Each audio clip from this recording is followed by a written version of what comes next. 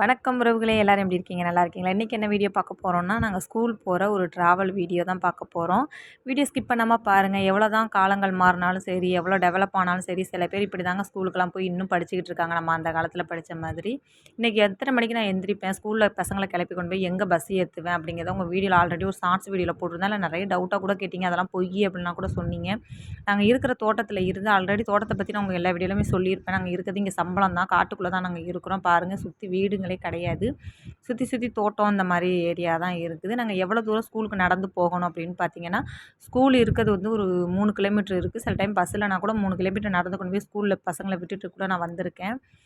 இப்போ வந்து என்னென்னா, ஆட்டோ அப்படி இல்லைனா பஸ்ஸு, ஒன்று மகளிர் வண்டியில் போவோம், அப்படி இல்லைனா 10 ரூபா ஆட்டோவில் கொடுத்தா கொண்டு போய் ஸ்கூல் வாசலில் இறக்கி விட்ருவாங்க. அந்த மாதிரி இன்றைக்கி மாற்றி மாற்றி தாங்க இப்போ போயிட்டுருக்கோம் ஸ்கூலுக்கு.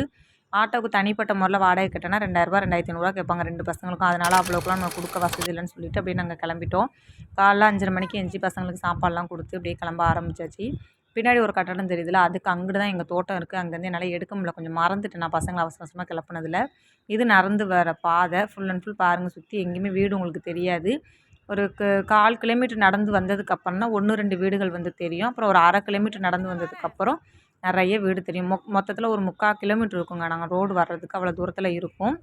அப்படியே நடந்து வந்துக்கிட்டே இருப்போம். நடந்து வந்துட்டு இது எல்லாமே மண் ரோடு தான். மழை டைம்லாம் ரொம்ப கஷ்டம். இங்கிட்ட ஆட்டோ, வண்டி இதெல்லாம் வர்றதுக்கு ரொம்ப கஷ்டம். பைக் மட்டும் வச்சுக்கலாம்.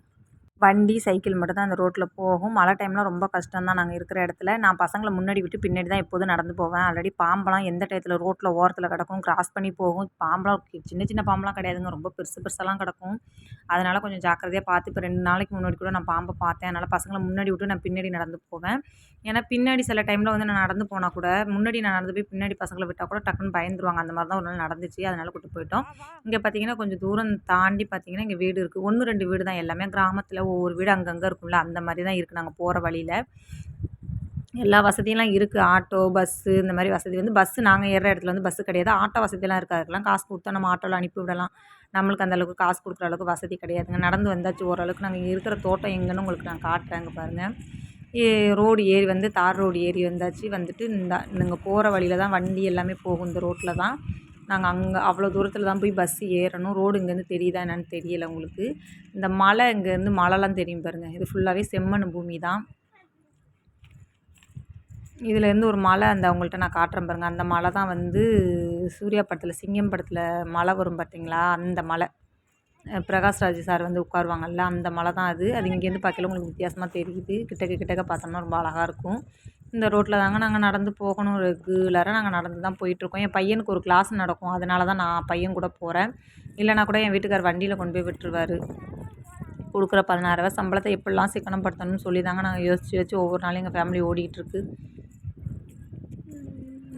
என் பையனுக்கு ஒரு கிளாஸ் நடக்கும், கையெழுத்து போடணும் அப்படிங்கிறதுக்காகவே நானே கொண்டு போய், சும்மா வீட்டில் தானே இருக்கேன், காலையில் வேலை இல்லை அப்படிங்கிற பட்சத்தில் நானே கொண்டு போய் விட்டுட்டு வந்துடுவேன். இதுதான் ரெகுலராக நான் அப்படி தான் கொண்டு போய் பசங்களை கிளப்பி கொண்டு போய் விட்டுட்டு வரேன்.